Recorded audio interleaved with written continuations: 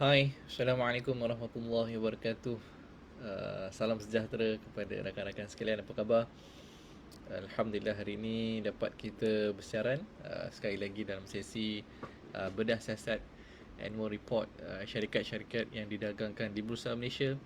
Dan insya-Allah hari ini kita akan cuba melihat satu lagi syarikat yang didagangkan di bursa, okey, diberi nama VS Industry.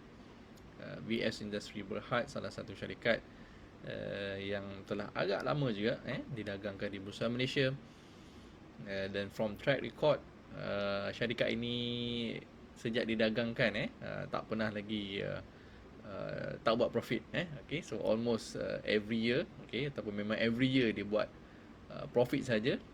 Dan kita akan cuba lihat apakah perniagaan syarikat ni, apa business model dia, um, apa produk dia, kat mana dia dipasarkan dan sebagainya, yang kita akan cuba bedah dan juga untuk kita dapatkan knowledge dan understanding berkenaan background ataupun business bagi syarikat ini, insyaAllah.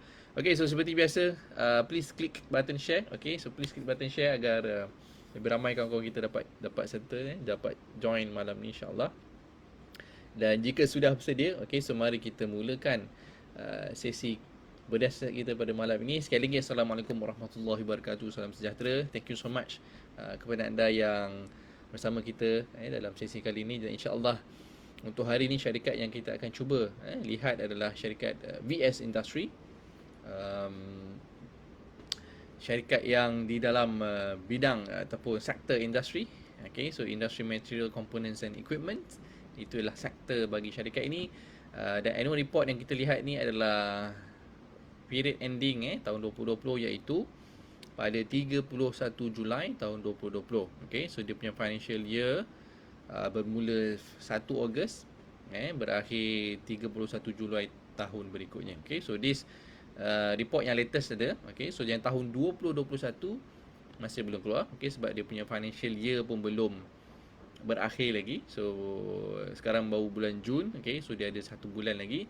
Dan report ini yang latest tahun 2020 dikeluarkan pada 27 November tahun 2020. Okay, so kita mungkin boleh jangkakan barangkali tahun untuk 2021 annual reportnya juga sekitar bulan November nanti, maybe ujung ataupun sekitar bulan November tahun ini. So kena nantikan lagi beberapa bulan ataupun almost fourth quarter baru dikeluarkan annual report. Okay, so jika kita perhatikan, quite interesting bagi syarikat ini. Okay, sejak data yang saya ada kat sini dalam KSC Screener, tengok tadi bila saya go through, okay, tak pernah rugi. That's why saya kata dia tak pernah rugi. Every year semua profit, semua positif. Walaupun ada yang tak banyak, ada sikit, ada yang banyak, okay, tapi still dalam kategori profit. Okay, so but again, okay, sebagai disclaimer, ini bukan buy call, okay, ini bukan nasihat pembelian maupun penjualan. Sebarang risiko pelaburan adalah di atas risiko masing-masing. So okay, please take note on that. Sebab apa yang kita cuba lakukan adalah untuk kita belajar, kita kenal pasti apakah perniagaan ataupun business model yang apa yang dibuat oleh syarikat sebelum kita decide sama ada nak turut serta ataupun tidak turut serta dengan mana-mana syarikat yang didagangkan. Itu adalah bagi saya is very basic dan fundamentals yang membezakan antara kita pelabur saham dan juga pelaburan lain.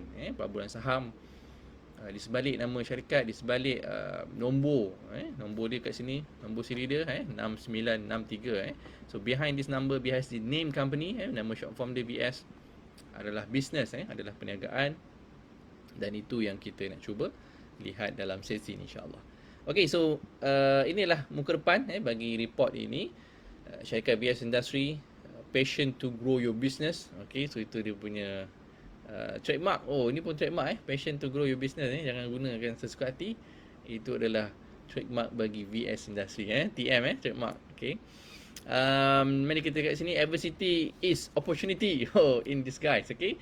So adversity adalah peluang di dalam yang menyamar dari disguise. So mungkin ada yang sesuatu yang menarik yang kita boleh perhatikan. Okay, gambar dia taklah eye catchy sangat tapi ada orang melompat dan belakang ni ada background gunung-gunung macam itulah. Okay, Dia tak ada mention lah kenapa dia letak gambar ni. Ada certain annual report dia letak kenapa dia pilih cover tersebut. Okay. Oh ada, sorry. Cover rationale. Oh, okay. Sorry, saya baru baca. Okay. Okay, dia mention ini. Kenapa dia letak nama ni? Adversity and opportunity in disguise. Mari kita baca, okay, apa yang dia cuba sampaikan. The operating business landscape has undeniably been demanding in financial year 2020 for VS Industrie Berhad on the back of unprecedented challenges brought upon by the pandemic outbreak. Nonetheless, VS Industrie Berhad recognized that opportunities lie in adversity and continued to remain resilient despite economic uncertainties.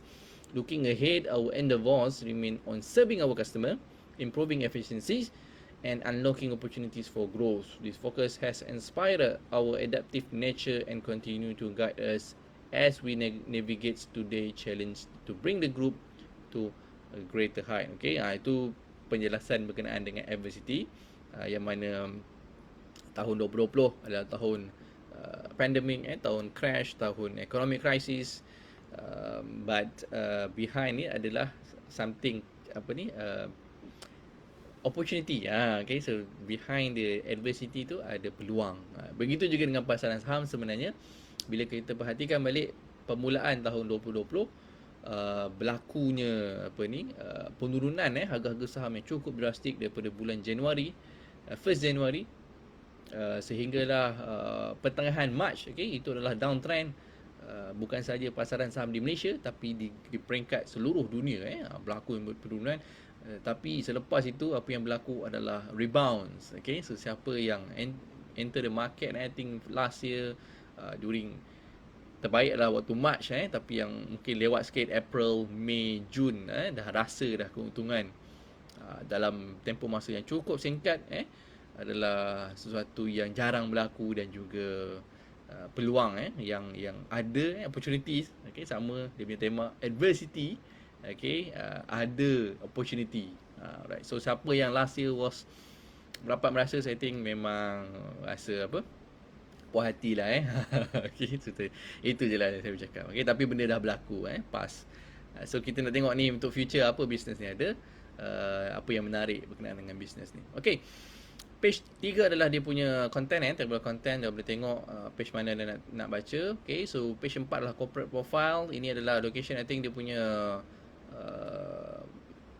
HQ dia, pejabat-pejabat yang dia ada di seluruh Asia. Okay, with facilities strategically located in Asia key manufacturing hubs, VS today serve the EMS requirement for an ever expanding international customer base. VS Industrie Berhad was founded in 1982. Okay, so agak lama juga, and listed on the main market Bursa Malaysia Securities in 1998. Memang lama 1998 lagi dah didagangkan. Nombor 98, I think kalau siapa yang remember from chart ataupun pernah experience waktu 1998 was Asian Financial Crisis. Kenapa dia masuk waktu tu? Mungkin waktu lepas rebound lah. 97 and 98 was the Asian Financial Crisis. But again, adversity, during adversity there is an opportunity. Okay, so today VS is leading integrated electronic manufacturing services, EMS, providers in the region with proven capabilities to undertake the manufacturing needs of the global brands names for office and household electrical and electronic products. In fact, VS is now ranked alongside top global EMS providers, making the list into the world's top 50 EMS provider for 13 consecutive years from 2007 to 2019. Okay, so wow dekat kat situ. Syarikat Malaysia tetapi menjadi top 50 provider di seluruh dunia bagi sektor EMS. Tapi saya tak tahulah siapa yang keluarkan bagi ranking ni. Tapi dia mention untuk 13 tahun berturut-turut menjadi top 50 di mata dunia. Okay, so agak popular. Mungkin di kalangan kita tidak berapa famous berkenaan dengan syarikat ni, tapi di seluruh dunia ia dalam sektor electrical and electronic, okay, dia agak terkenal lah. Okay, so together with our Hong Kong Stock Exchange listed subsidiaries, VS International Group Limited. Okay, so dia ada satu lagi subsidiary dia yang listed dekat Hong Kong. So normal lah the company. Dia boleh je listed kat mana-mana. Okay, as long as dia tahu apa yang tujuan dia lah. Okay, so contoh macam Nestle sebelum ni kita pernah tengok ada a few country yang Nestle listed bukan setakat di Malaysia. Of course dekat negara-negara Eropah pun dia ada, beberapa pasaran saham di peringkat global, dia ada listed juga. Begitu juga dengan contoh Alibaba. Kalau kita tengok Alibaba juga, dia sebenarnya bukan listed kat China. Kalau tengok Alibaba listed dekat US, dekat pasaran saham Amerika Syarikat. Dan juga baru-baru ni, bukan baru sangat lah, but quite few years back, dia listed dekat Hong Kong. Okay, so satu syarikat tu dia boleh je nak listed kat mana-mana, terpulang kat dia, dan juga mengikut dia punya segmen, kenapa dia nak invest kat situ dan sebagainya. Baru-baru ni mungkin kita juga dengar salah satu syarikat serba dinamik nak listed di US, tapi nampaknya terpaksa ditangguhkan, mungkin ditangguhkan lah, tapi tak ada apa-apa perkembangan yang terbaru. Dan juga kalau kita dengar Grab pun dia nak listed dekat US, tapi dia sama dengan Serba Dynamic, which is dia nak masuk dalam kategori SPAC, special purpose punya listing. Alright, so kita sambung kat sini. Apa tadi dia cerita, subsidiary dekat Hong Kong yang listed tu. VS has advanced manufacturing facilities located in Malaysia, China, Indonesia and Vietnam, who collectively employ a workforce of more than 8,000 people. The VS Group offers one-stop manufacturing solutions to world-renowned customers from Europe, Japan and the USA. So dia ada manufacturing dia, kilang dia dekat Malaysia, China, Indonesia dan juga Vietnam. Pekerja lebih 8,000 dan juga dia punya customer ataupun clients adalah daripada Eropah, Jepun dan juga USA. Right. Our extensive manufacturing services include plastic injection mold design and fabrications, a wide range of injection tonnage and finishing processes, large-scale productions of printed circuit boards, automated assembly and final process of packaging and logistic. So inilah produk-produk yang dikeluarkan, antaranya ni plastic injection, mold design, fabrication, injection tonnage, large-scale production untuk printed circuit boards dan lain-lain. So banyak proses produk yang dia keluarkan. Kemudian kita beralih ke page 5, di mana dia ada kat sini ialah corporate information. Anda boleh baca dia punya board of director. Dia diregisterkan di mana? Registered office di Jalan Terus Johor Bahru, JDT, Johor Darul Takzim. Ada orang Johor dengan kita hari ni, orang JDT. Bukan biasa-biasa, JDT kaya-kaya ni. Syarikat untung ratus-ratus juta duduk kat JDT. HQ di Senai. Senai dekat dengan airport lah ni, senang. Also di Johor juga, di JDT, Johor Darul Takzim. Kemudian lain-lain stock exchange listed kat sini. Ini adalah page 6, dia punya corporate structure untuk all the subsidiaries, yang wholly owned ataupun partially owned. Kalau kita nampak dekat sini, ni mostly is Malaysia, dekat sini is Indonesia, Hong Kong,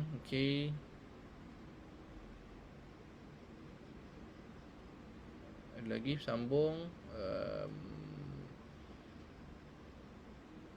Malaysia, Zhuhai, dekat Vietnam. So Vietnam pun ada. So itu dia punya corporate structure lah. Banyak dia punya subsidiaries dia. Sampai 2 page. Ini sebenarnya 2 page saya rasa ni. Dia bersambung. Tapi kalau kita baca dalam PDF, dia atas bawah lah. Kalau buka hard copy tu, dia kiri kanan. Seterusnya page 8. So page 8 dia terus masuk kepada bahagian financial highlights. So financial highlight untuk yang pertama adalah financial summary. Kalau kita nampak kat sini, dia bagi berapa tahun? 1, 2, 3, 4, 5 tahun. So dia bagi 5 consecutive years untuk bahagian financial summary dia, revenue, profit before tax, EBITDA dan lain-lain. So yang pertama kita tengok dekat sini revenue, in term of revenue kita nampak 2016 ke 2017 ada peningkatan, 2018 peningkatan, 2019 penurunan, 2020 juga berlaku penurunan. So dia ada ups and down daripada 2016 sehinggalah 2020. Kemudian apa lagi yang menarik dekat sini adalah EBITDA tak mau, profit before tax tak mau, net profit after minority interest. So net profit dekat sini kita tengok 117 meningkat 156, menurun 151. So despite peningkatan 2018 ni, compare to 2017 dari segi revenue, tetapi dari segi profit, net profit dia menurun. Okay, so net profit compare to 2017 menurun, mungkin disebabkan oleh cost yang lebih tinggi lah. Kemudian 2019 meningkat kembali, okay, walaupun revenue menurun, okay, so mungkin kat sini ada bahagian cost reduction ataupun cost cutting yang dilakukan, dan ataupun dari segi pengurangan raw material punya prices dan sebagainya, berlaku peningkatan kembali. Tetapi tahun 2020 berlaku juga penurunan. Okay, so berlaku penurunan kepada 116, tapi still lebih 100 juta, cuma berkurang lebih kurang 50 juta macam tu lah. 50 juta. Syarikat lain banyak, so bagi dia ni berlaku macam tu je, satu tahun. Tapi still dia dalam profit. Kemudian kita tengok di sini, okay, total dividend. Total dividend paid banyak juga. 2016 54%, 54%, 54 juta. Okay, 54 juta, I think mungkin dalam around 40% lah, around 40% punya contribution dia bagikan untuk dividend paid. Okay, so daripada profit dia 100%, so 40% lebih tu dia bagi kepada shareholder, dia bagi in term of dividend. Okay, so kat sini meningkat 71 juta, sini menurun sikit 69 juta, 80 juta, dan yang latest tahun 2020 diberikan 48 juta. So I think in the range of 40+% dia punya dividend. So quite consistent juga dari segi dividend paid. Mari kita lihat track record bagi syarikat ini. Okay, untuk term of dividend 2020, 2021 dua kali dah declare. 2022 1 2 3 kali. 2019 1 2 3 4 5. 5 kali. So banyak sangat ni. Second interim final. First interim dividend. Oh, okay, sorry. Dia punya financial year dia lupa. Dia ikut financial year dia. So, saya ingat kenapa lah dia buat macam ni. Okay, tapi kita tak boleh tengok ikut tahun sebab dia punya financial year dia tak follow calendar year. Okay, so macam mana tengok okay, tengok kat sini annual ni. Okay, so untuk financial year 2019 1 2 3 4 5 kali. 2020 1 2 3 kali. Okay, so ada perubahan kat situ. 2018 1 2 3 4 5 juga. Sebelum ni memang dalam 4 ke 5 kali setahun dia bagi dividen.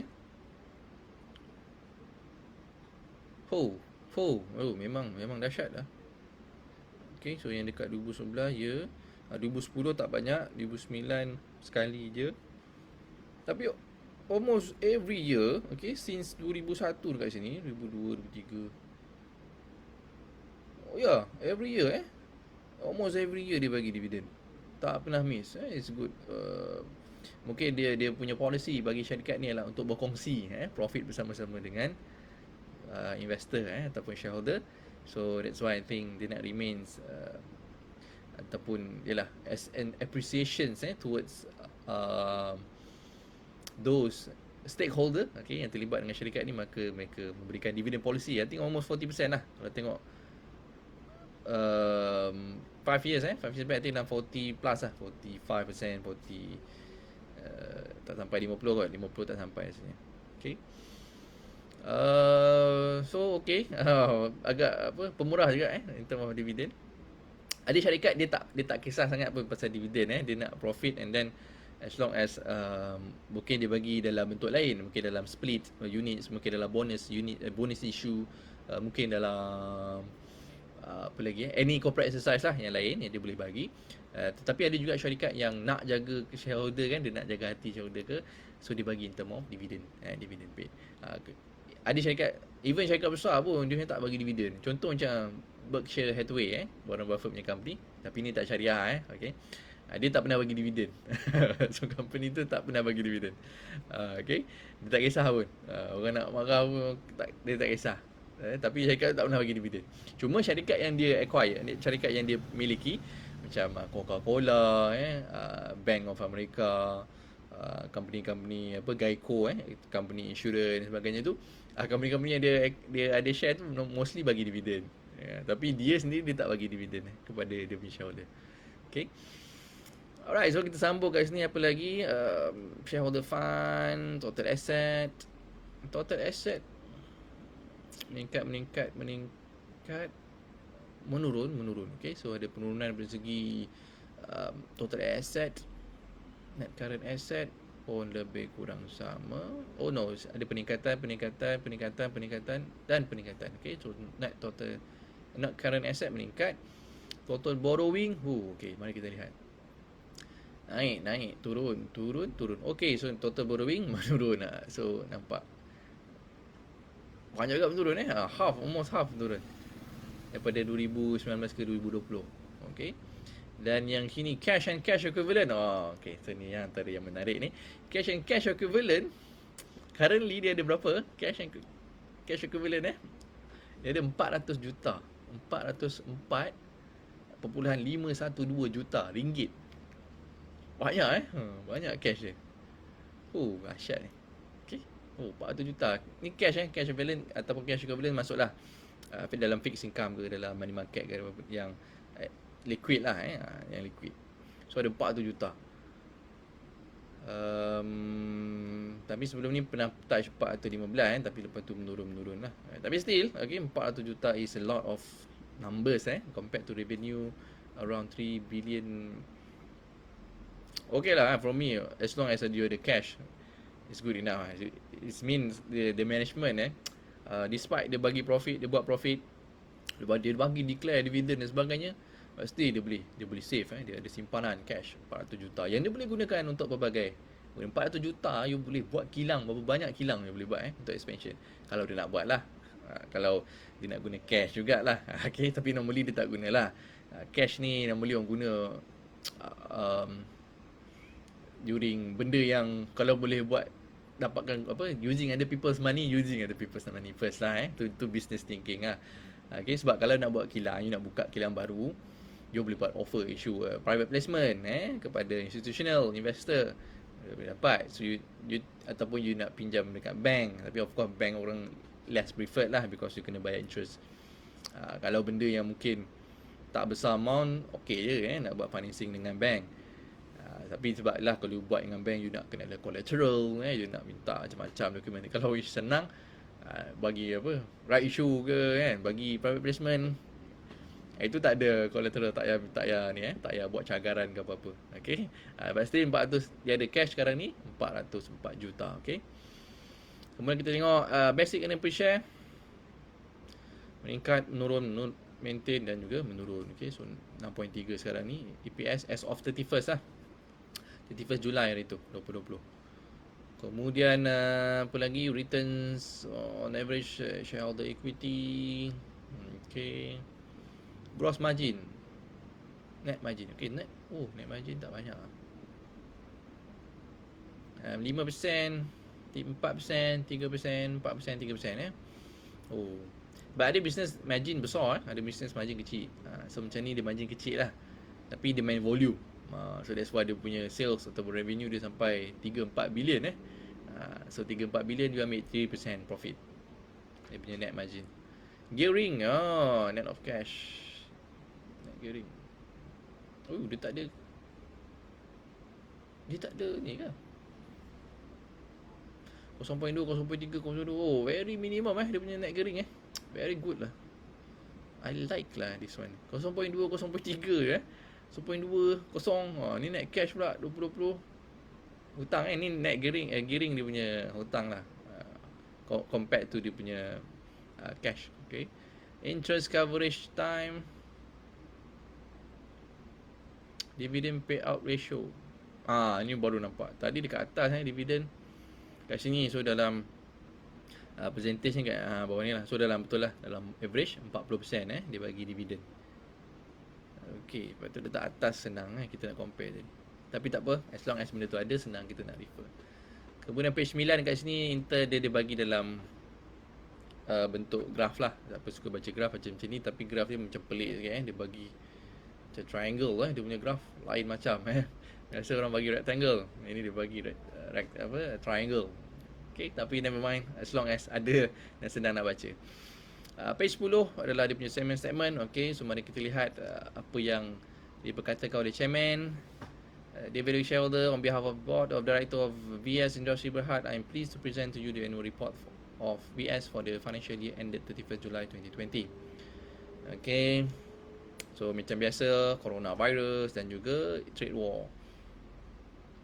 We managed to weather the demanding environment owing to our strong technical expertise, proven capabilities and track record, as well as our robust balance sheets.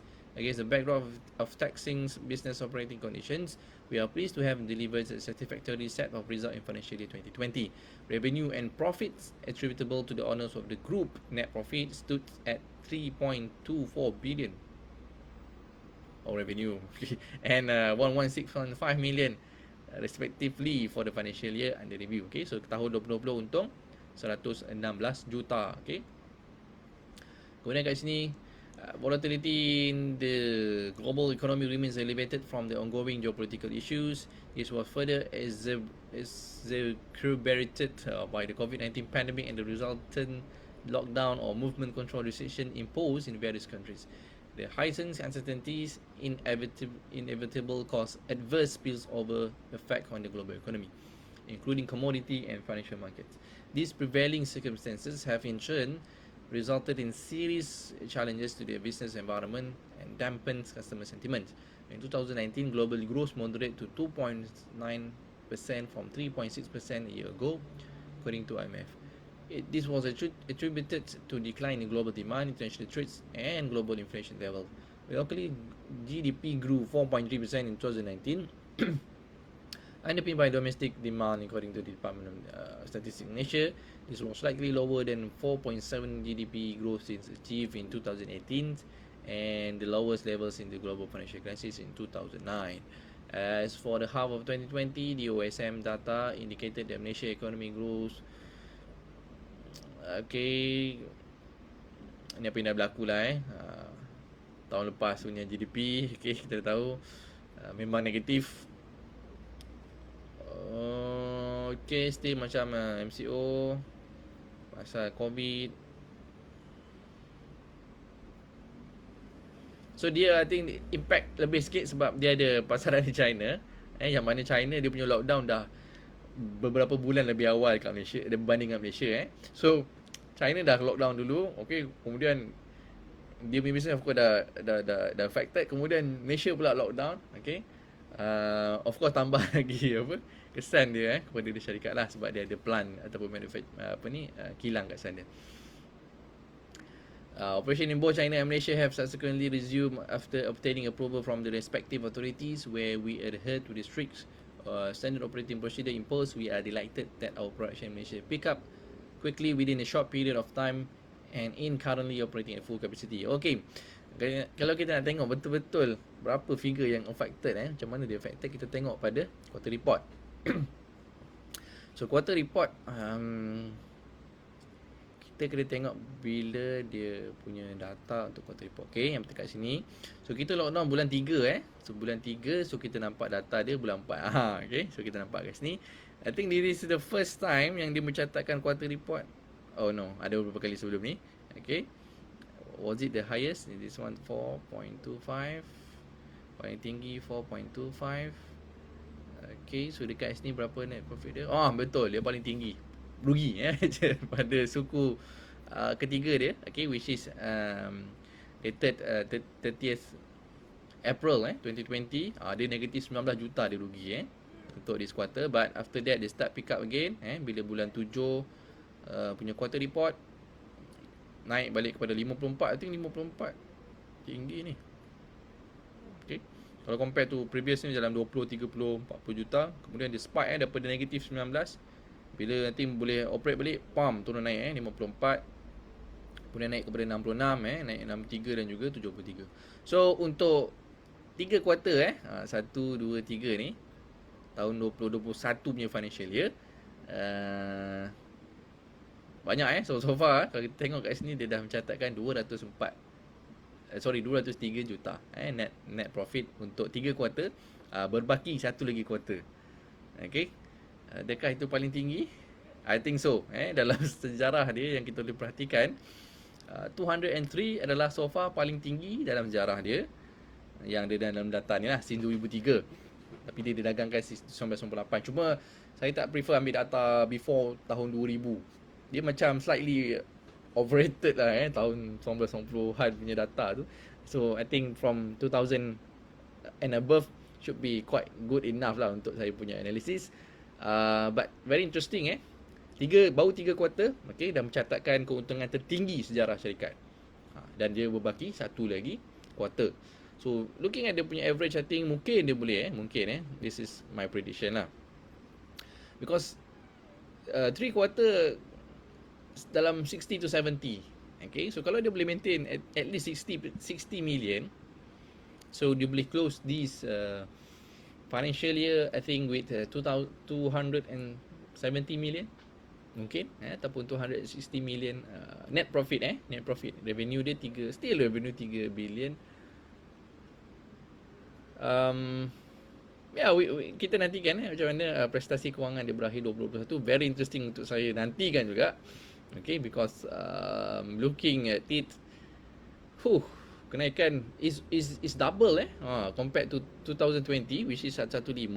Kalau boleh meningkat kepada 250 pun, okay, itu dah peningkatan lebih 100 kali ganda.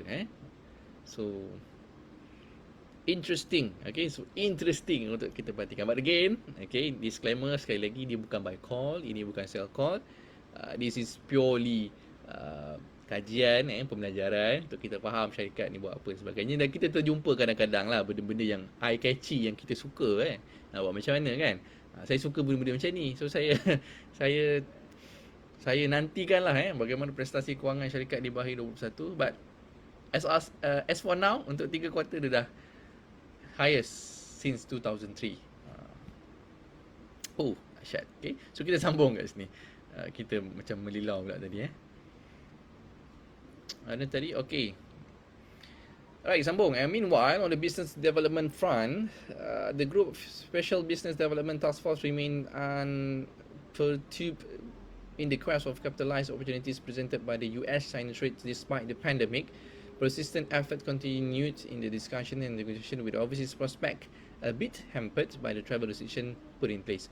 The team made major breakthrough by successfully securing 2 new customers from the US in the August and October 2020 respectively, both of which were results of the trade diversions. One of them is Minnesota-based Victory Innovation Company, Victory, which were clinched in August 2020. This is testament to our strong technical capabilities and proven track record. Okay, so no wonder lah dia dapat 2 klien terbaru dari US. Okay. Kesan limpahan daripada trade war. Okay, so mungkin agak lewat, tapi I think banyak company sebenarnya dah keluar daripada China apabila berlakunya trade war during Trump punya era lah. Okay, kita tengok Apple, apa lagi, Google, okay, even Tesla, yang mana Tesla start open dia punya kilang bateri di Indonesia, Apple buka di Vietnam. Sayang sekali kita was one of the shortlisted country dia nak buka, but yalah, I think Vietnam is much better lah in term of facilities kepada foreign direct investment, FDI. Banyak dah buka di Vietnam, di Indonesia, even Google dia buka di Indonesia. Kita kalah kat situ lah mungkin kita sibuk sangat berpolitik. Sayang kita punya FDI banyak lari ke negara-negara lain. Even Hyundai start buka juga kat Indonesia. Jangan terkejut lah lagi 5-10 tahun rakyat Malaysia pergi bekerja kat Indonesia, pergi bekerja kat Vietnam is going to happen. Tu dulu orang kata Indonesia datang Malaysia cari rezeki. After this Malaysian pergi Indonesia, pergi Vietnam untuk bekerja, because of the higher paid and all the perks yang ada. Alright, kita sambung. Okay, prospect for financial year 2021. Alright, so ini kita menarik kita nak baca ni.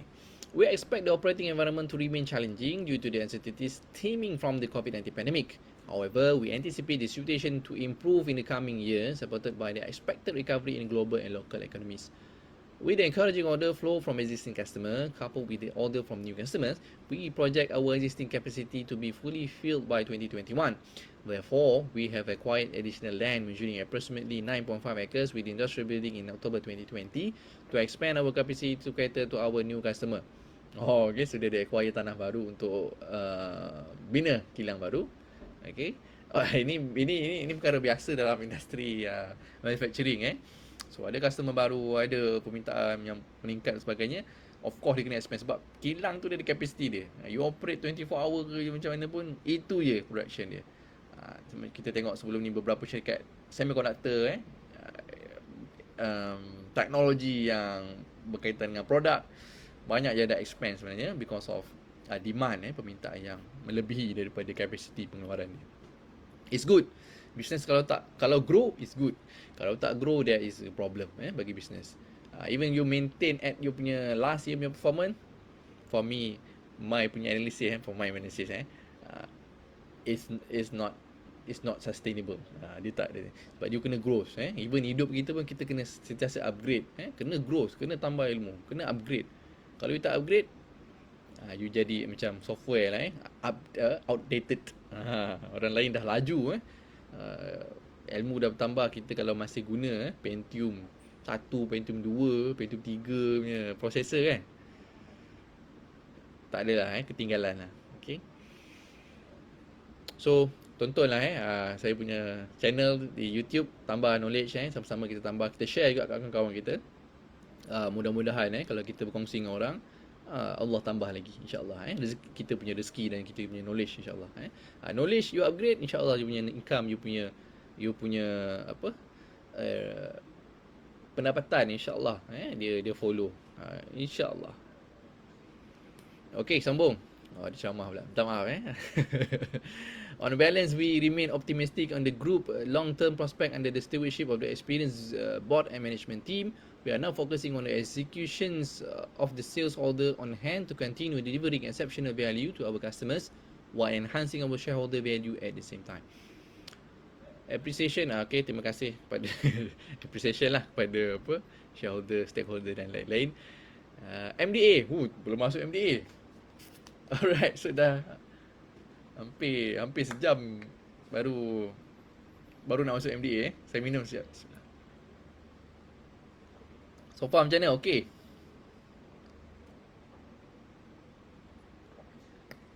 Ada jumpa apa-apa yang menarik? Tak ada komen. Ke saya punya ni masalah? Sebentar saya check. Oh, tak ada orang komen lah. Semua okey ke semua faham ke, semua terlebih faham ke macam mana? Kalau laju, kalau terlampau perlahan bagi tahu. Okay, kita boleh speed up sikit. Okay, kita sambung management discussion and analysis overview. Okay, it was a strenuous year for us at VS as we maneuvered through the exacting business environment financial 2020. Okay, so COVID-19, US trade war, kemudian and the withdrawal of UK, Brexit. Brexit pun effect dia sebab mungkin dia punya ada customer daripada Europe, dia ada juga daripada Europe. Given the circumstances, we have done reasonably well this year. Mungkin tu despite COVID, Brexit, trade war, this company still boleh delivered. For me, yalah, COVID-19 ada yang rugi negatif teruk, billion pun ada rugi. Tapi dia kata ada challenge macam mana pun, dia tetap resilient, tetap perseverance. Bagus lah management dia. Saya itulah kadang-kadang tengok bisnes orang kita pun macam okay, bagus ada orang ni buat kerja kan. Macam mana dia operate, macam mana dia tukar halangan kepada strength, kepada opportunity. Itu benda yang I think bangsa kita kena belajar lah daripada orang lain. Sayang kalau kita tak belajar. Given the circumstances, we have done reasonably well this year. Okay. Okay, it is the group objective to consistently deliver value to our stakeholder, just as we have done so far for the past 30 years. Okay, so memang track record proven. Okay, so proven, tak boleh nak undeniable. Financial year 2020 was no difference, where we achieved a set of satisfactory result with turnover and net profit of 3.24k kita mention tadi. Ini pun sama, top 50 kat dunia dah mention.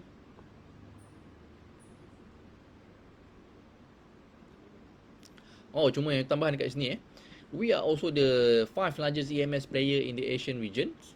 Top 5 dekat Asia country, Asia Tenggara, regional, and the largest homegrown EMS organisation in our home turf Malaysia. Dekat Malaysia dia paling besar, terbesar lah.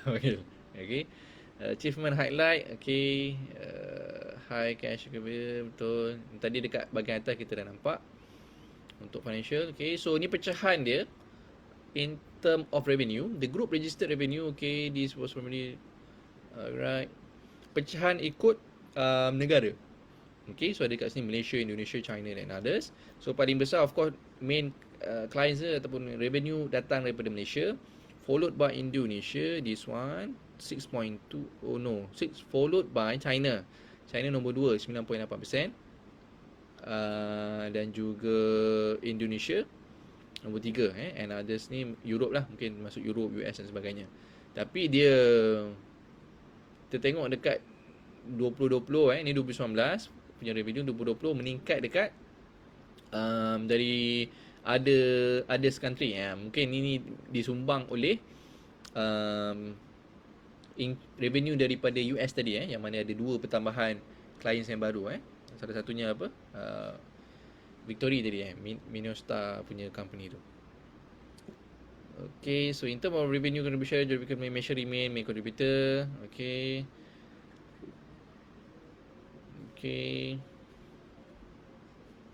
Right. In China, revenue drop. Kalau dekat China menurun 25.7% as a result of lower sales volume. Despite that, we managed to substantially narrow down the loss before tax. Kat China rugi rugi daripada 2019 83 juta rugi negatif. 2020 rugi juga, okay, tapi kurang sikit rugi kepada 23.9 juta. The improvement was chiefly a result of restructuring and streamlining of operation along with adoption of an asset-light model with a lower gearing structure. Rugi China menarik tak nak tahu kenapa dia rugi kat China Okay, mungkin competition lah, harga ke pricing price war ke mungkin lah sebab dia punya margin pun bukan besar syarikat ni 3.4 3% lebih je. Okay, kita sambung kat sini. Meanwhile, revenue from Indonesia experienced a minor dip of 3.4. Okay, the decline was caused by underutilization of production capacity given the lower orders received. Additionally, we experienced impairment loss in receivable and inventory written off following the business decision of one of our customer. All these factors caused our initial segment to slip into a red in financial year 2020. Pun rugi dekat China because of ada impairment Okay, rugi juga. China dan Indonesia dia rugi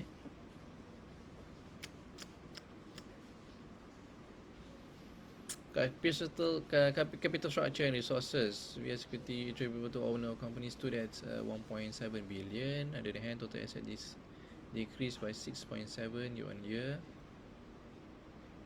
Okay, cash, okay. Our solid balance sheet with a large cash holding enable us to weather the true and taxing environment at the same time allow us to continue to expand our capacity. The group incurred capex of approximately 93.3 million, spending mainly on properties and machineries. Its investment were funded through the combination of internal generated fund and bank borrowing. Concurrently, VS continued to record strong net cash flow from operating activities of 322.7 million in financial year, much higher than 224. Okay, total borrowing menurun, net cash flow from operating expenditure meningkat. Okay, so good. Alright, so ada berapa lagi ni? Sikit lagi, ada 3 page lagi. Okay, so mungkin hari ni sikit terlebih panjang sikit sebab sangat menarik syarikat ni. Okay, kita ringkaskan mungkin. Business and operation review. Okay. Okay, so SOP duri MCO dipendekkan, waktu tu tutup sebagainya.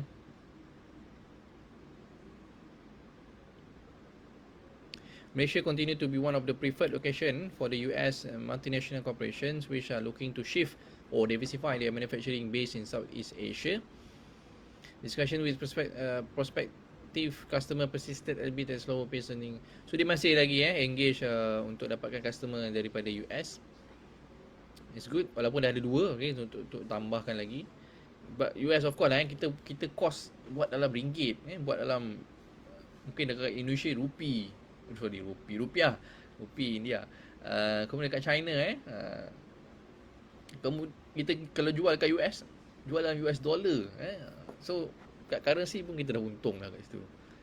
So penting untuk dapatkan pasaran-pasaran yang currency dia lebih mahal. Senang buat duit Okay.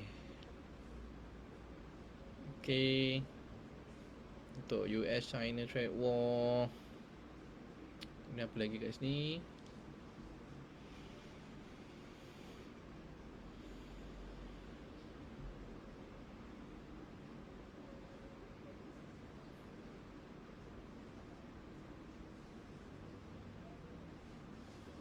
Okay, nevertheless, we continue to concentrate on improving the production efficiency to keep costs in check. On a brighter note, we have secured new orders for printed circuit board assembly and sub-assembly works from our existing clients in the country. Oh, okay, so dekat Indonesia dia ada tambahan order lah daripada klien sedia ada. Elsewhere, Australia-based London-listed technology company Seeing Machine Limited, in which VS is one of the largest shareholder, with a 9.79 stakes made a positive progress in financial year 2020. SML was selected by the UK largest coach operator National Express to provide and equip its fleets with SML artificial intelligence powered driver monitoring system known as Guardian. SML is a leading provider of AI-enabled driver monitoring technology for improved transport safety. So syarikat ni biasalah syarikat listed ni dia adalah investment mother company dia adalah investment company. Tapi sebenarnya dia ada juga investment dekat syarikat ni. Seeing Machine Limited, dia ada 9.79% stakes dalam pegangan tu. So bila syarikat tu untung, of course dia pun mungkin dapat dividen dan mungkin kalau dia dispose warrant ke dia dispose share sikit of course dia boleh dapat profit lah kat situ. Kemudian kita sambung kat sini outlook and prospects. Okay, very challenge akan ada remain challenging market.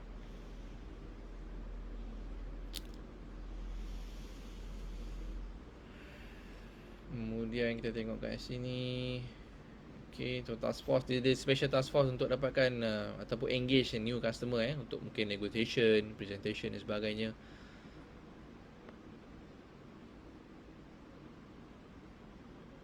Tu ni company yang baru dia dapat tu, klien baru dia Victory Innovation tu daripada US, where VS shall manufacture cordless electrostatics handled and backpack sprayers on the box build assembly basis. Panjang betul produk dia tu. There is provision to end-to-end process from production to assembly, testing, packaging, labeling, logistic fulfillment. Semua tu lah dia dapat proses untuk buat produk bagi Victory tu. Victory is a leading innovation sanitization solution provider, especially in chemical application and equipment, serving professionals who are responsible for maintaining healthy spaces with a focus of sanitizations, decontaminations, pest control, and odor control. It produced the world's first professional cordless electrostatic handler sprayer and professional cordless electrostatic backpack sprayer. Okay.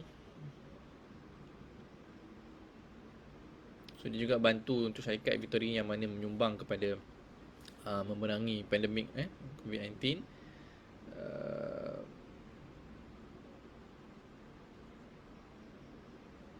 Okay, so the remain anticipates existing customer akan stay strong. Kemudian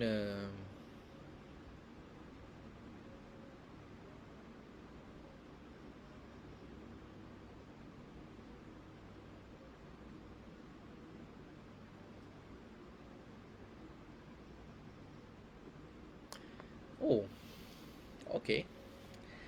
Dia ada enter satu sales and purchase agreement dengan iPark Development Berhad, which is a subsidiary kepada AME Elite Consortium. AME Elite ni adalah salah satu syarikat yang listed juga kat bursa. Yang mana apa yang dimasuk kat sini, to acquire land measuring approximately 9.5 acre together with the industry building for 98.8 million to expand our capacity. So dia acquire industry building daripada AME Elite Consortium. Mahal juga 98. Mungkin sekali dengan equipment apalah, tanah dan kos, tapi tak tahu kat mana. Okay, kena baca kat news lah mungkin yang tu nak details kena baca kat news. So peningkatan 25%. Oh, banyak, besar juga. Okay. So total dia ada 50 ekar. Okay. The group also requesting our HQ tu. Dia nak relocate dekat new facility. So dia nak convert yang existing HQ tu kepada production lah. Okay, so mungkin kilang yang baru ni dibuat untuk HQ.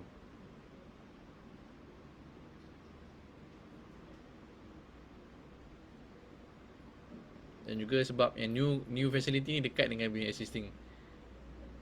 Dekat lah mungkin. Dekat Johor lah maknanya, dekat dengan Johor lah. Kilang dekat Johor. Mana tadi? Senai kat Senai. Okay. Apa lagi kat sini? Okay. So VS remains bright, underpinned by our robust fundamental. Pertama, kedua, solid execution skills. Tu dia ada skill worker. And growing orders from the new and existing customer. Tu, dan juga permintaan yang meningkat daripada dia punya existing dan juga new customer. Itu adalah, I think, dia punya prospek ataupun strength dia, okay, yang VS ada untuk menghadapi tahun 2021. Dan I think almost complete dah 2021 dia. Which is dia deliver sekali lagi lah. Okay, so remaining satu kuartal je untuk kita nantikan. Dan juga financial, dia punya annual report yang akan dikeluarkan bagi financial year 2020. Anticipate on non-risk, ni currency risk sebab dia lah dengan US, ada dengan China, dengan rupiah dan sebagainya, dengan euro, dengan negara dekat Eropah. Changes in regulation and policies, geopolitical risk, apa dia mention kat sini US, China trade war. I think US China trade war dia dah slow sikit lah. Dia masih ada, okay, tapi dia taklah brutal Biden ni, Joe Biden taklah brutal Trump yang asyik cari pasal dengan China. Dia of course dia akan still jaga ataupun protect ekonomi US tapi dia taklah macam sedrastik atau agresif Trump yang mana tweet esok dia impose lusa impose tarif baru ikut suka kan. So Biden still ada, trade war tu masih ada, tapi kita taklah sesehangat waktu Trump tu Okay.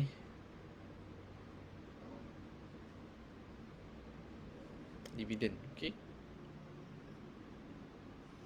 Alright, so I think that's all untuk kita punya sesi pada hari ini berkenaan dengan syarikat VS Industry. So very interesting company, okay. Dan juga kalau kita lihat, nampak dekat KLC screener dia macam drop harga tapi this I think bukan drop ni. This one I think because of ada bonus issue, okay. So tahun 2021 pun dah 2 kali dia bagi bonus issue so satu 1 to 1, ada 1 to 5 so that's why ada price drop kat sini, okay. But it's not due to apa ni, bukan harga sebab panic selling apa this is bonus issue. Dan mungkin KLC screener yang dekat sini dia tak update yang price after bonus issue tu. Kalau I think dalam apps KLC screener dekat handphone, dia up to date lah. Dia tak adalah tinggi sikit ni sebab dia dah updates according to bonus issue punya price. So yang ni mungkin dia tak update, so nampak macam ada drop macam ni kan. Macam ni macam serba bukan. Serba tu memang betul drop yang ini bukan because of drop, this is because of bonus issue. Tapi yang ni dia tak buat adjustment, adjusted price tu after dia punya bonus issue. Okay, so hopefully you guys gain something from today's session, insyaAllah. Dan juga seperti biasa, okay, please click button share, please share this video agar lebih ramai lagi orang yang dapat manfaat daripada kita, dan mudah-mudahan Allah tambah lagi ilmu kita, knowledge kita, dan secara tak langsung bila knowledge dan pengetahuan kita meningkat, taraf pendapatan kita, income kita insya-Allah akan meningkat juga. Okay, sehingga kita berjumpa lagi di sesi yang akan datang insya-Allah. Saya akhiri dengan Assalamualaikum warahmatullahi wabarakatuh.